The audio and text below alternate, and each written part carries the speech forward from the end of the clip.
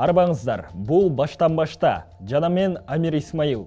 Бұл рет біз Баткендеги кырдаалда эмнелерди түшүнүп, эске алуу маанилүү экендигине токтолобуз.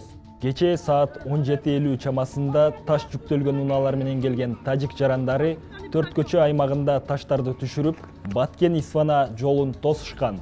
Аларды Тажикстандын чегарачылары коштоп жүрүшкөн.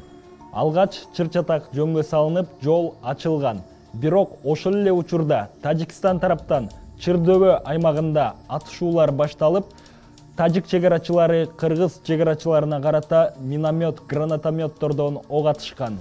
Дал ошол учурда төрт көчө аймагында да атышуулар уланган. Кыргыз чегара кызматынын маалыматы боюнча, Тажикстан штаттык комплектине кирбеген минометторду колдонуп, эл аралык жана эки тараптуу келишимдерди бузган. Кечинде электр зымдарына ок атылып, Кыргызстандын 6 айылы жарыксыз калды. Эки өлкөнүн чегарага чектеш айылдарынын тургундары тез арада эвакуацияланды. Саат 23:00 Кыргызстандын заставаларында тажик тараптан аткылоо уланды. Тажик тарап Кыргызстандын ок атышууну токтотуу боюнча талаптарын көз жаздымда калтырды. Бул учурда эмнени баса белгилей кетүү маанилүү. Орусиянын маалымат каражаттарынын окуяны чагылдыруусу. Бир катар орусиялык маалымат каражаттары, ошол эле учурда өкмөттүк басылмалары Тажикстан чегарадагы аракеттерди Кыргызстандын агрессиясы катары баалайт деген маалыматтарды жарыялашты. Алар бул маалыматты расмий булактарга эмес, күч органдарындагы кайсыл бир булакка таянып жарыялаган. Орусиянын басылмалары дүйшөмбү эч кандай расмий маалымат таратпаса да, расмий эмес булактарга таянып Кыргызстанды агрессор деп атады. Демек чабуул Орусиянын маалымат талаасында да болуп жатабы? Бул көрүнүш мен баса белгилеп кетким келген экинчи ойго алып келет. Бир нече күн мурда Кыргыз Республикасынын президенти Садыр Жапаров Кытай менен Борбор Азия өлкөлөрүнүн ортосунда үзгүлтүксүз жүк агымын жүргүзүү өтө маанилүү деп эсептей тургандыгын билдирген.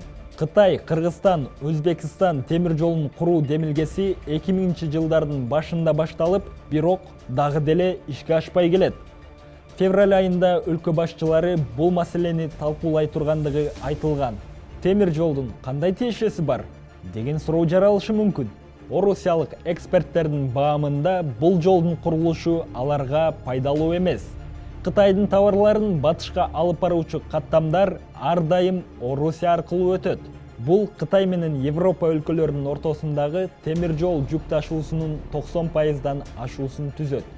Жаңы темир жол Орусияны бул агымдан ажыратат. Бирок Кыргызстан менен Өзбекстандын экономикасын бекемдейт.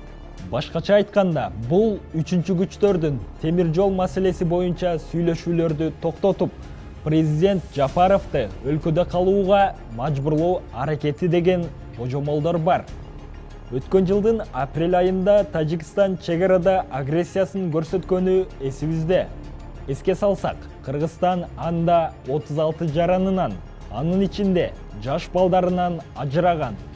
Биздин даректүү тасмабыздан Тажикстан пландалган аскердик кампанияны жасаганына жетиштүү далилдерди, фактыларды көрүүгө болот.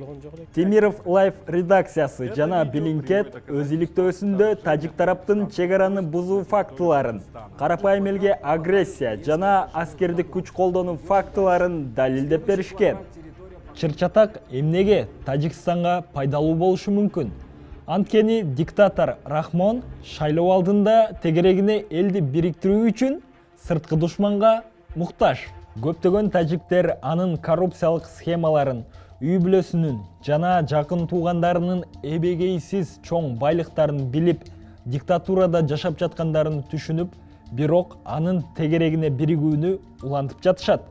Кыргыз эли, расмий бийликтери эч убакта эч ким Варух Кыргызстандын жери деп айткан эмес. Аларга Кыргызстан Варухту тартып алганы жатат деген маалыматтарды ким айтып жатат? Чегарадагы провокацияларды ким уюштуруп жатат? Аймактагы башаламандыктар кимге керек?